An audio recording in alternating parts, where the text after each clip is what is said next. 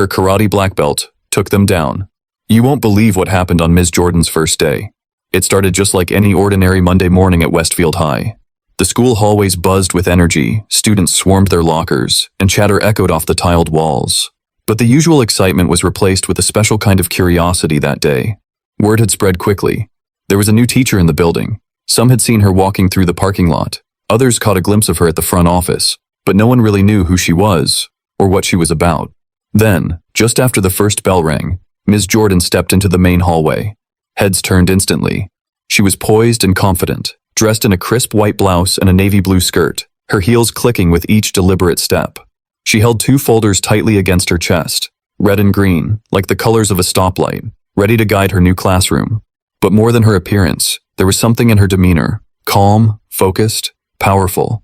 She didn't smile, nor did she look nervous. She just walked. Straight ahead, head high. What the students didn't see, at least not yet, was the strength beneath that professional exterior. Ms. Jordan wasn't just another fresh-faced teacher hoping to survive the week. She had something else, an inner resolve, a quiet fire, a lifetime of discipline. But none of that mattered to Dylan, Max, and their little crew of hallway kings. Known for terrorizing new subs and mocking teachers into quitting, they were the self-proclaimed rulers of the sophomore wing. Arrogant, loud, and always testing boundaries, they saw Ms. Jordan not as a threat, but as an opportunity. "Who's that?" Max asked, leaning against his locker with a smirk as he saw her walk by. "The new teacher," Dylan replied with a sneer. "She won't last a week." They both laughed, nudging each other as their friends joined in. To them, this was just another game, another chance to assert their dominance. What they didn't know was that they had just picked the worst possible target. Ms. Jordan had dealt with far worse than a few teenage jokers. Before becoming a teacher, she had spent years mastering martial arts, not for violence, but for discipline and focus. She held a black belt in karate, but that wasn't something she flaunted. It was simply a part of who she was, woven into every step, every breath, every choice she made. She didn't need to throw a punch to show strength. She was strength. As she entered her classroom for the first time, the atmosphere shifted. Some students looked up with genuine interest. Others barely lifted their eyes from their phones. Dylan and Max were already seated in the back, feet propped up on desks, whispering and chuckling. "Good morning," Ms. Jordan said calmly as she placed her folders on the desk. Her voice was steady, firm, not loud, but commanding. "I'm Ms. Jordan. Let's get started." Before she could finish roll call, Dylan let out an exaggerated yawn. "Already bored?" he muttered loudly. The class laughed. Ms. Jordan didn't flinch. She glanced at him, one eyebrow raised, then continued without missing a beat. A few minutes later, Max tossed a crumpled paper ball toward the trash can. It bounced off the rim and hit her desk. More laughter followed. Still, Ms. Jordan said nothing. She simply picked up the paper, threw it away, and kept teaching. The boys were confused. Most teachers would have snapped or sent them to the office by now, but she didn't even seem fazed. What kind of teacher was this? By day 2, their tactics escalated. They spoke over her lessons. One of them even tried mocking her walk behind her back. But without turning around, Ms. Jordan said coldly, "I suggest you stop before you embarrass yourself further." The entire class went silent. How did she know? Day after day, the boys pushed. And every time Ms. Jordan pushed back. Not with anger, not with punishment, but with calm, unshakable control. It was the kind of power they couldn't understand, and it started to get under their skin. The turning point came on Friday during gym class. The students were dragging their feet, waiting for the period to end, when Dylan had an idea. "Hey, Miss J," he called out with a smug grin. "Bet you can't even throw a proper punch." Phones came out. Students circled around. Max whooped in the back. This was their moment to humiliate her. But Ms. Jordan didn't blink. She smiled. "Let's make it educational," she said. "I'll demonstrate a basic self-defense technique. Only if you promise to watch and learn." The gym teacher, amused and curious, gave her the floor. Dylan stepped up, still laughing. "All right then, show us what you got." In one fluid motion, Ms. Jordan sidestepped his approach, gently grabbed his arm and flipped him onto the mat. It was fast, it was smooth, and it was effortless. The gym went completely silent. Dylan sat up, stunned. No injuries, just shock. The room erupted, not with laughter but with cheers. "Yo, did you see that? She's a ninja or something. She's real." Ms. Jordan helped Dylan to his feet. "Karate is about control, not hurting people," she explained. "Strength is knowing how not to fight." From that day forward, everything changed. Dylan and Max stopped mocking. They started listening, even asking questions in class. Some students joined the after-school self-defense club she started. The respect Ms. Jordan earned wasn't because of a flip. It was because she showed them power without ego, discipline without fear. By the end of the month, the once wild classroom was calm, focused, and engaged. And the school? It had a new kind of hero, one who didn't just survive the week. She transformed it. The moment Ms. Jordan stepped into her first classroom, the games began. It was as if her mere presence triggered a signal among the troublemakers. Time to test the new teacher. The air inside the classroom was thick with tension and hidden smirks. Dylan, sitting at the back with his hoodie up and legs stretched out arrogantly, let out an exaggerated yawn right in the middle of roll call. Loud enough for the whole class to hear. It wasn't just disrespect, it was a challenge. Max, his partner in crime and resident clown of the class, followed suit with a paper airplane launched the moment Ms. Jordan turned her back to write on the board. It zipped through the air and smacked the whiteboard with a soft slap, followed by a burst of muffled laughter. She didn't flinch. She didn't even turn around immediately. And when she did, it was with perfect composure. She simply picked up the paper airplane, calmly folded it in half, and placed it in her desk drawer. Her movements were so precise, so calculated, that it actually startled the room into momentary quiet. But things didn't stop there. Another student, hoping to get a laugh, stood behind her and mimicked her walking style, arms swaying dramatically and face scrunched into a mock-serious expression. The class giggled, expecting the usual teacher reaction, shouting, red cheeks, maybe even a breakdown. But Ms. Jordan, without even turning around, said coolly, "I suggest you stop before you embarrass yourself further." The laughter stopped. The student froze mid-mock. Every eye in the room shifted from him back to her. She didn't raise her voice. She didn't even turn her head. But something in her tone, firm, unshakable, shut it all down instantly. For a brief second, the classroom was frozen in stunned silence. No one expected her to have that kind of presence. Still, the moment passed, and so did the shock. And the boys weren't done yet. Over the next few days, their tactics became more layered, more persistent.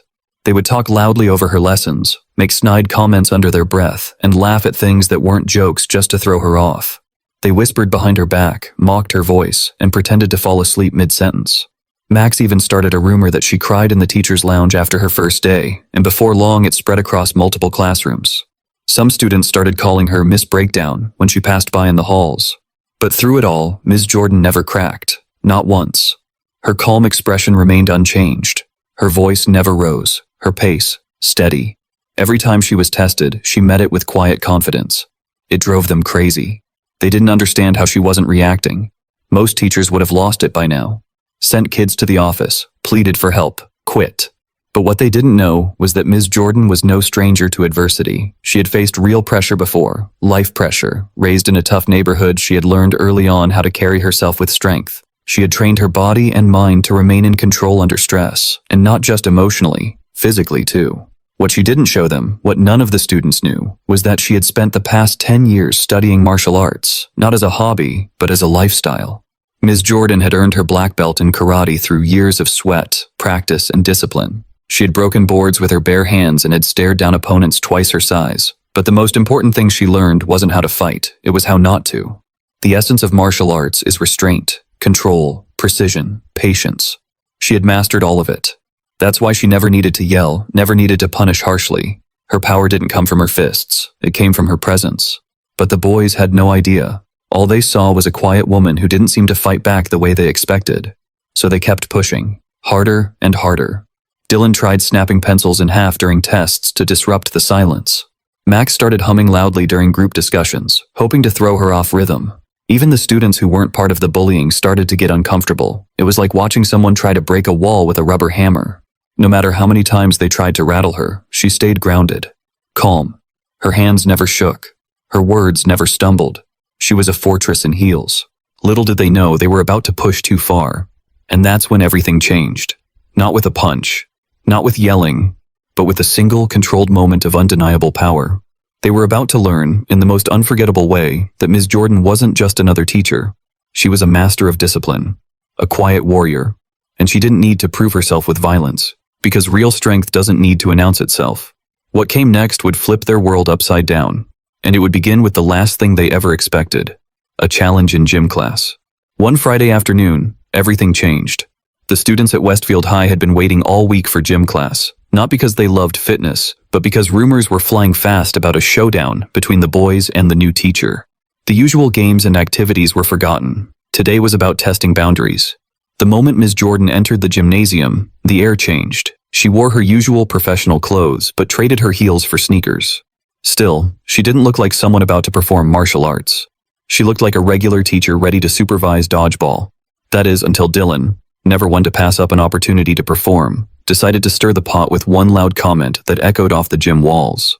"Hey, Miss J," he shouted, just as the students were gathering at the center of the court. "Bet you can't even throw a proper punch." His voice was mocking, loud, and dripping with sarcasm. The gym instantly erupted with laughter. Max hollered, others clapped, and nearly every hand reached into a pocket to pull out a phone. Snapchat stories were going up. TikTok cameras were rolling. This was their moment to finally humiliate the mysterious, calm, unshakable Ms. Jordan. They had been poking her for days, and now they thought they had her cornered. But what happened next took everyone by complete surprise. Ms. Jordan didn't get angry. She didn't walk away. And she didn't try to shut the comment down with authority. Instead, she smiled. A calm, confident, nearly amused smile that made the room quiet down for just a beat. Then she spoke, clear and measured.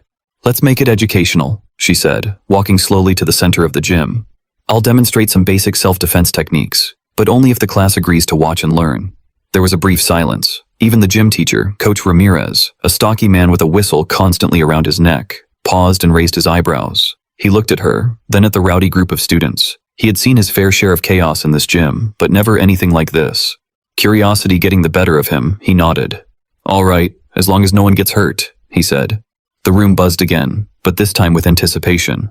Dylan, never one to turn down a chance to be the center of attention, strutted forward like he was about to audition for a movie. His friends whooped behind him. "Let's go then," he said, smirking. "Show me what you got." He puffed up his chest, raised his hands playfully, and approached her with the kind of exaggerated stance you see in poorly acted fight scenes. It was clear he didn't take it seriously. To him, this was still a joke. Ms. Jordan stood in place, relaxed, waiting. Then, as Dylan reached out, intending to fake grab her wrist, she moved. No one could quite explain what happened in that moment. It was fast, too fast for most of the phones to catch properly. In one fluid motion, Ms. Jordan sidestepped, blocked his arm with one hand, used his momentum against him, and executed a controlled flip that sent Dylan rolling gently onto the padded mat. She didn't use force. She didn't even appear to struggle. It was graceful, clean, effortless.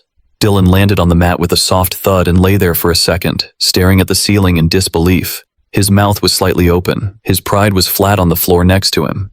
The entire gym fell silent. The laughter vanished. Phones stopped recording. Max's grin disappeared. Even Coach Ramirez blinked in surprise. The students stared wide-eyed, mouths hanging open, frozen in the realization that they had just witnessed something incredible.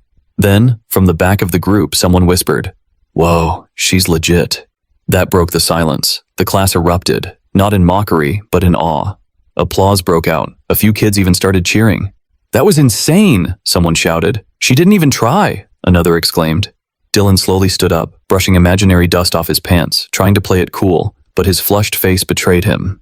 Ms. Jordan didn't gloat. She didn't even smile smugly. She simply looked around at the now silent students and spoke again. "Karate isn't about fighting," she said calmly. "It's about control, awareness, and respect. What I showed you was self-defense, not aggression."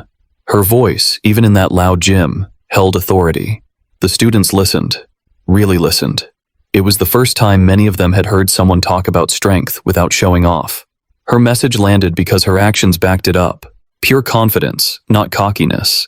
From that moment on, everything changed. The story of what happened in the gym spread through the school like wildfire. By Monday morning, everyone had heard about it. Even students who hadn't seen it were rewatching shaky phone clips and whispering, "That's the new teacher?" Teachers in the staff lounge exchanged amazed glances. Ms. Jordan, the woman who had barely spoken in meetings, had just flipped a 6-foot-tall 16-year-old like it was nothing, and taught a lesson in humility while doing it. But the most noticeable change happened in her classroom. The bullies who had spent their days mocking her now sat up straight. They raised their hands instead of shouting over her. Dylan started actually participating, and Max stopped being the class clown. It wasn't fear that caused the change. It was respect. They had seen her strength, not just in action, but in restraint. She didn't use her skills to hurt anyone or to show dominance. She used them to educate, to maintain peace, to teach what real power looked like. The students began to view her not as a target, but as a leader. Some even approached her after class to ask more about karate, self-defense, and how they could learn too. She started a small after-school club, and by the end of the month, it was full. Not just with kids who wanted to fight, but kids who wanted to understand what it meant to be strong. And perhaps the most telling moment of all came a week later. Dylan stayed behind after class, nervously shifting in his seat while everyone else left. "Miss Jordan," he said quietly, "I just wanted to say I'm sorry. And also, thanks for not embarrassing me worse. You could have, I know that now." Ms. Jordan smiled, just a little. "Discipline is knowing what you can do, and choosing when not to." Dylan nodded, eyes low, but there was a different kind of respect there now. Real respect. Earned. And that's how one black belt and one unforgettable moment on a gym mat completely transformed an entire school's opinion of one quiet, powerful teacher. Ms. Jordan didn't just survive the week. She became a legend. After that jaw-dropping demonstration in the gym, everything changed. The moment Dylan hit the mat and Ms. Jordan stood calmly above him without so much as a crease in her blouse, the entire perception of her flipped upside down. What happened that day spread through the school faster than gossip ever had. By the time students poured into the hallways, the story had already gone viral in every classroom. "Did you hear what Miss J did? She flipped Dylan like he weighed nothing. She's a black belt, like a legit one." Phones buzzed with blurry videos, clips of Dylan flying through the air, freeze frames of Ms. Jordan mid-block, and captions like, "She's the real deal." Even the students who hadn't witnessed the moment firsthand acted like they were there. The legend grew. Whispers turned into wide-eyed conversations. Students who had once smirked at her in the hallway now moved aside with sudden politeness. The ones who used to roll their eyes when she walked by now avoided her gaze, not out of fear, but out of a new, unspoken respect. Even the teachers took notice. In the faculty lounge, conversations that usually centered around lesson plans and budget cuts suddenly veered toward the new teacher in room 212. Mr. Parker, who'd taught history for over a decade, shook his head with a grin. "We've had our share of tough kids, but she handled it without yelling, without a referral, and without ever raising her voice. Impressive." Ms. Fields added, "Honestly, I didn't think she'd last a semester. Shows what we know." But the most remarkable part wasn't the flip. It wasn't even that Ms. Jordan had humbled the most notorious troublemakers in the school. It was what she did afterward. She didn't gloat. She didn't remind anyone of what happened, or use it as leverage. There were no smug comments, no warnings of, "Remember what I can do." She went right back to her usual rhythm, calm, poised, graceful. But the atmosphere in her classroom, that shifted entirely. When students walked in that Monday morning, it was like entering a different space. The once rowdy crowd was unusually quiet. Backpacks were set down gently, conversations hushed when the bell rang. Even Dylan and Max sat straighter, eyes forward, not a single snide remark in sight. Ms. Jordan began the lesson as she always did. No grand speech, no change in tone. But just before diving into the day's material, she paused and looked at the class.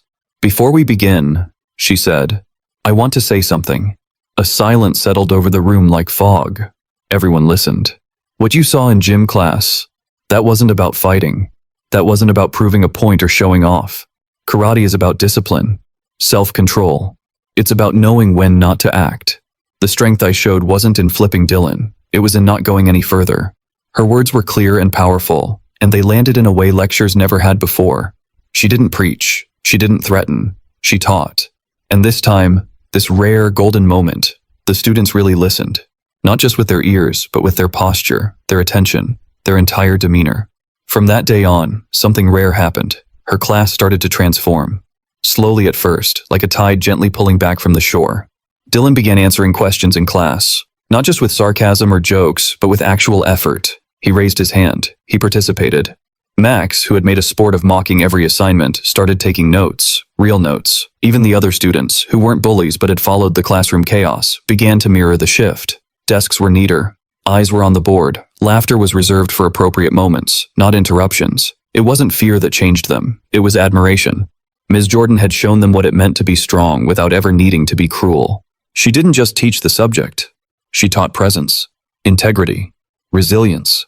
Her lessons stretched far beyond textbooks and worksheets. One afternoon, she handed out an assignment that asked students to write about a time they had misunderstood someone. "Everyone has a story," she said. "Sometimes we judge people without knowing what they've overcome or what they're capable of." That assignment turned into one of the most honest collections of writing the school had ever seen. Students shared moments they had felt powerless, times they had lashed out because they didn't know how to ask for help. Even Dylan wrote about how he used to act tough because it made people laugh and distracted from his problems at home. Ms. Jordan read every essay carefully and returned them with thoughtful notes, not just about grammar, but about life. Her influence extended beyond the classroom walls. Students began greeting her in the hallway. Some asked to eat lunch in her room. A few girls who used to scroll through their phones all period now lingered after class to talk. One day, a shy freshman approached her and asked if she'd be willing to teach a self-defense workshop. She smiled and said, "Absolutely." Within 2 weeks, she was running an after-school program where students of all grades, boys and girls, learned the basics of martial arts. Not just physical moves, but the philosophy behind them. Calm over chaos, mind over muscle. Perhaps the greatest shift of all was in how the students treated each other. The hallway heckling lessened. Laughter became less cruel. The atmosphere at Westfield High felt a little lighter, a little more respectful. All because one teacher had refused to be broken. Because she didn't react the way everyone expected. Because she held her ground with grace, not aggression. Ms. Jordan had walked into a hostile environment, endured every test the students threw her way, and never once lost her composure. And when she finally responded, she did it in a way that taught them all something deeper. Real strength isn't loud. It's quiet, confident, and patient. It's knowing who you are and refusing to let others define it. And so, Ms. Jordan's legend wasn't built on a fight. It was built on character, on discipline, on the undeniable respect she earned by standing tall when others expected her to fall. She didn't just change a class, she changed a culture. One powerful flip, one meaningful lesson, and a whole lot of quiet strength. Weeks passed, and the transformation in Ms. Jordan's classroom was nothing short of remarkable. What had once been a chaotic, disrespectful, and borderline hostile environment slowly turned into a space of mutual respect and unexpected growth. Gone were the loud interruptions, the thrown paper balls, and the constant testing of her authority. In their place were raised hands, thoughtful questions, and a sense of curiosity that seemed to grow with each lesson. Students who once slouched in their seats now sat upright, ready to learn. Ms. Jordan hadn't demanded their respect, she had earned it. And it wasn't just the atmosphere during school hours that changed. Something bigger was happening. More and more students began staying after school to talk with her, sometimes about assignments, sometimes just to ask about life. The self-defense club she started, originally suggested by a shy freshman, quickly became one of the most popular after-school programs in the building. Students from all grade levels, even those with no previous interest in martial arts, signed up just to learn from Ms. Jordan. They came not because they wanted to fight, but because they wanted to understand the calm strength they saw in her. To them, she wasn't just a teacher anymore. She was a mentor, a guide, a role model. But perhaps the most surprising change came from the person no one expected, Dylan. The same Dylan who had once loudly predicted Ms. Jordan wouldn't last a week. The ringleader of the mockery, the one who had been flipped so effortlessly in front of his peers. After that gym class moment, Dylan had gone quiet for a few days. No jokes, no outbursts, just quiet observation. But Ms. Jordan didn't press him. She didn't single him out or punish him for past behavior. She just gave him space to choose his path. And little by little, he began to engage. He started raising his hand in class, asking questions that actually mattered. He even offered help during group projects, something unheard of just weeks earlier. Other students noticed, and slowly, they followed his lead. But it was one afternoon, weeks later, that marked the most profound moment of all. The bell had rung, students were packing their bags, and the room was clearing out.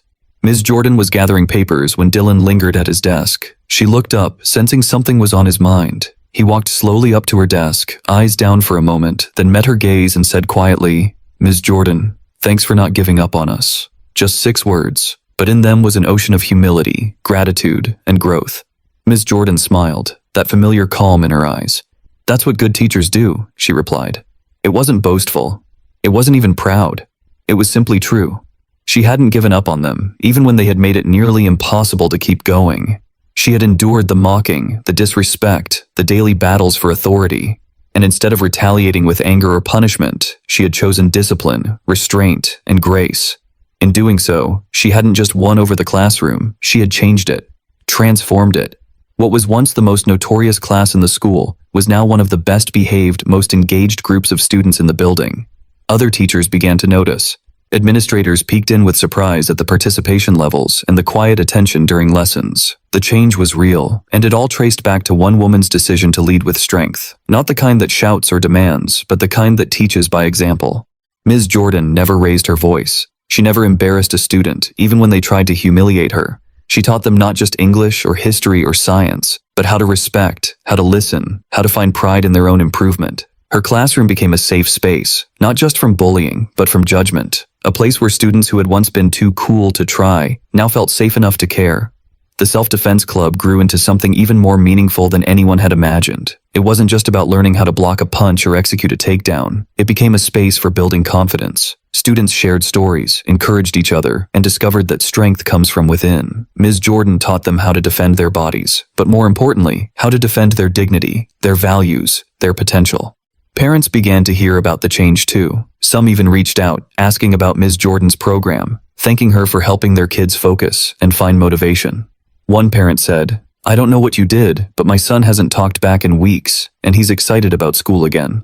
But Ms. Jordan didn't see herself as a hero. She didn't revel in praise. She just kept showing up every day with that same calm presence, that same steady confidence. The students who once challenged her now held the door open when she walked through the halls. They greeted her respectfully, not because they were afraid of her, but because they genuinely admired her. The transformation wasn't just behavioral, it was emotional. These kids had been changed, not by punishment, but by example.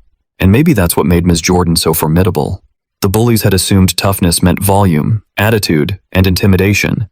But Ms. Jordan had shown them that real strength isn't loud, it's composed. It's knowing when to speak and when to stay silent, when to push and when to pause. She didn't use her black belt to fight them. She used it to show them discipline, to model respect, to inspire growth. And in doing so, she proved that power isn't about control, it's about influence. In a world where students often feel unseen or misunderstood, Ms. Jordan saw them clearly. She believed in them when they gave her every reason not to, and they, in turn, rose to the level of her expectations. They learned, slowly but surely, that being tough wasn't about dominating others, but about having the courage to improve yourself. What began as a classroom filled with resistance became a community of young people who supported each other, learned together, and respected the teacher who never gave up on them. So while the bullies may have thought they were tough, Ms. Jordan was something else entirely. She was focused, she was resilient, she was powerful in the most meaningful way, and that made her more formidable than they ever could have imagined. And just like that, what started as a battle between a new teacher and the school's toughest bullies turned into a powerful lesson in respect, growth, and quiet strength. Ms. Jordan didn't win with fists. She won with discipline, with grace, and with the kind of power that doesn't need to shout to be heard. If you thought this story was inspiring, imagine what would happen if more people led with patience instead of pride. What would you have done in Ms. Jordan's place? Let us know in the comments. And if you enjoyed this story, don't forget to like, subscribe, and hit that notification bell for more powerful, real-life inspired stories that will leave you thinking. Until next time, stay strong, stay kind, and never underestimate quiet strength.